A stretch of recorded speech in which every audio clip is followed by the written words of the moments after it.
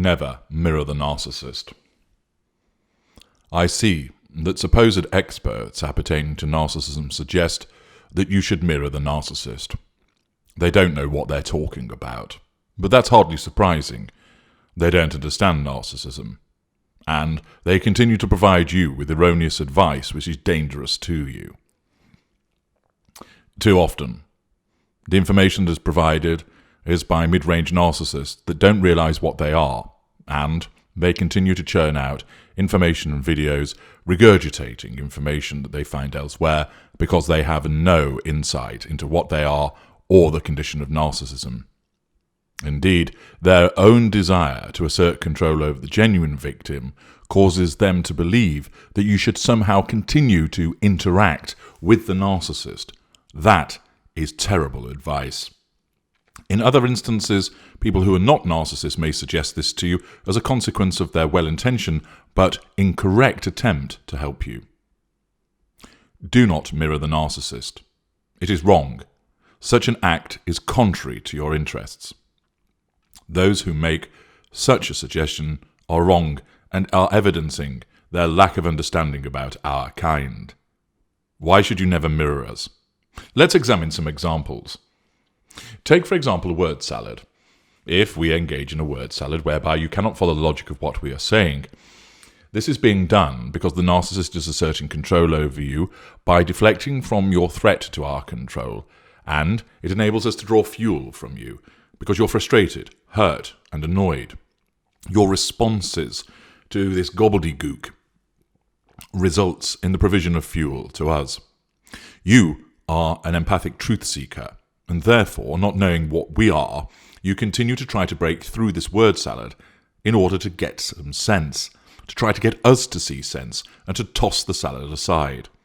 We do not.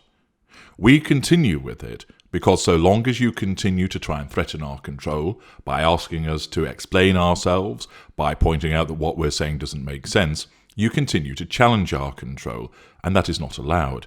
And therefore, we will continue with it until you back down, or if you do not, we will shift to a different assertion of control, or an alternative within the direct assertion of control, i.e. a different form of manipulation.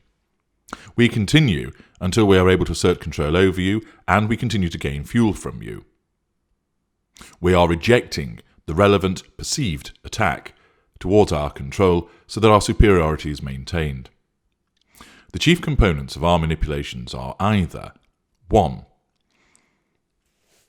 Gain pure fuel. This is where there is no challenge or wounding. 2. Gain fuel and assert our superiority, i.e. control. This is in instances where you are providing us with challenge fuel. We are not wounded, but you are challenging our control in some way, and therefore we must respond in a way which causes you to back down and enables us to assert our control over you once again. 3. We gain fuel because you have wounded us, and we also need to assert control over you. Wounding us is the worst thing that you can ever do to us. Accordingly, in a particular interaction with you, we have utilized a manipulation that is a word salad. The lesser or mid-range narcissist has selected this unconsciously, the greater or ultra has done so consciously. You then decide to mirror us and respond with a word salad of your own.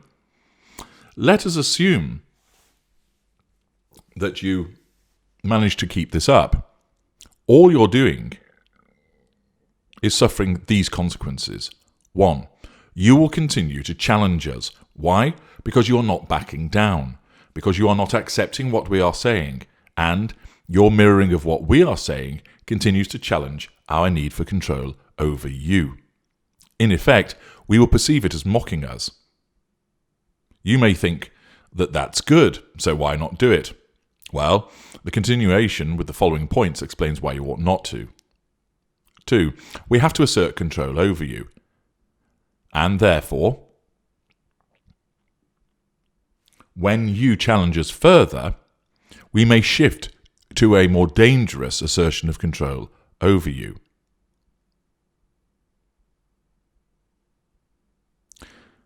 This might mean, for instance, physical violence, shouting at you, shoving you. And where you thought it was clever to just throw the word salad back in our face, you have caused the escalation in our behaviour.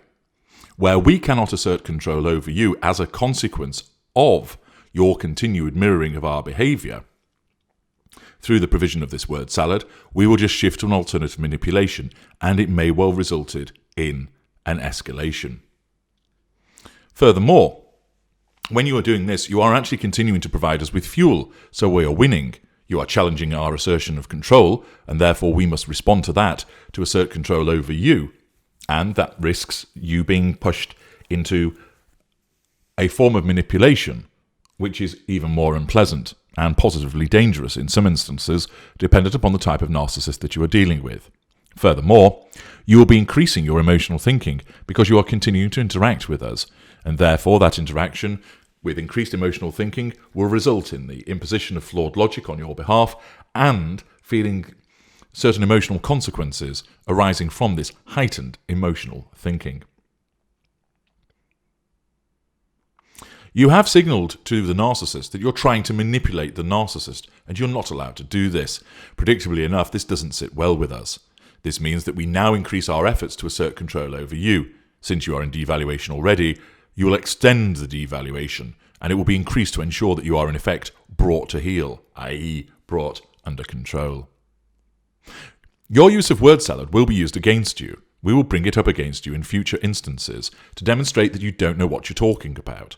We'll tell other people about this behaviour and smear you in that regard.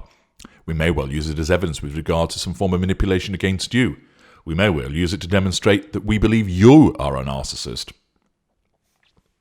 The greater or ultra will realise that you are in effect onto us, and therefore a careful mental note will be made about that fact. This means that the alternative methods of manipulation will be used against you, and you will be punished for your behaviour. You have also tipped us off that you're working us out. You've given the game away, and we will exploit that.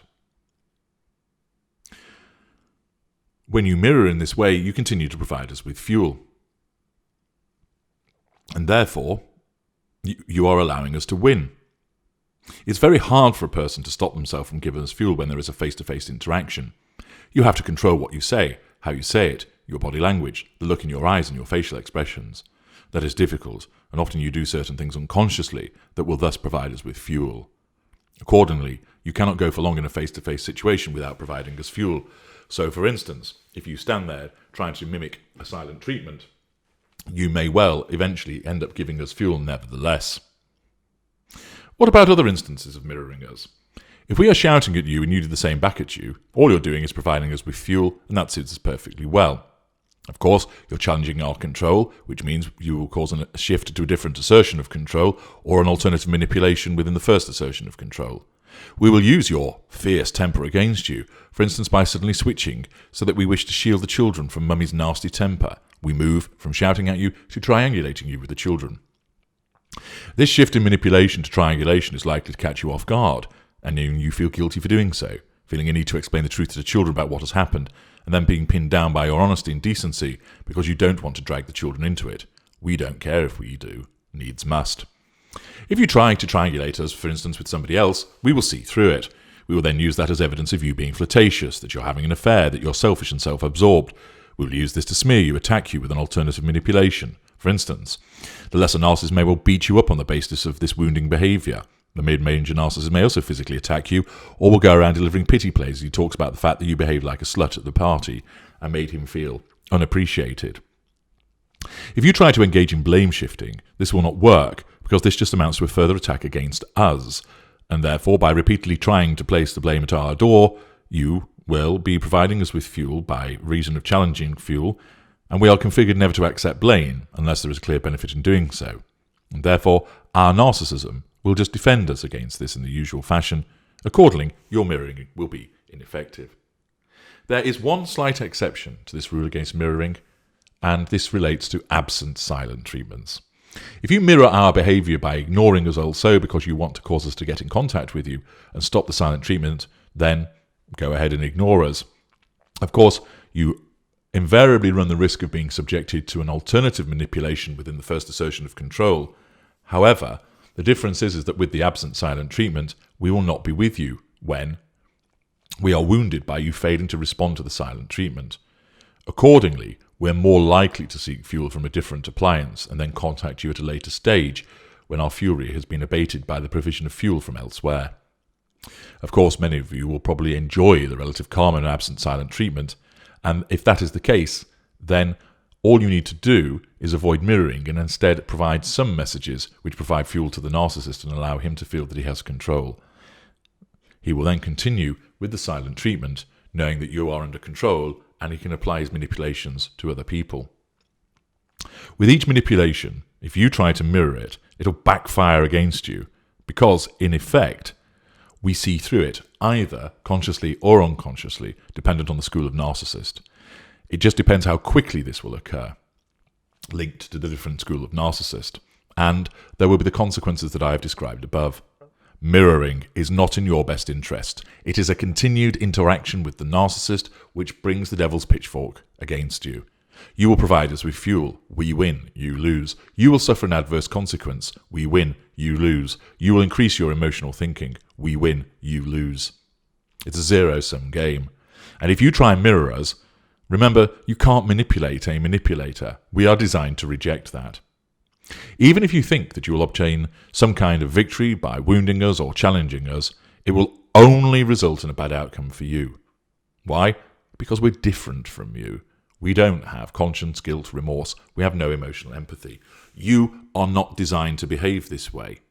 So, not only ought you not to behave this way, but it is positively unhelpful for your position if you do so.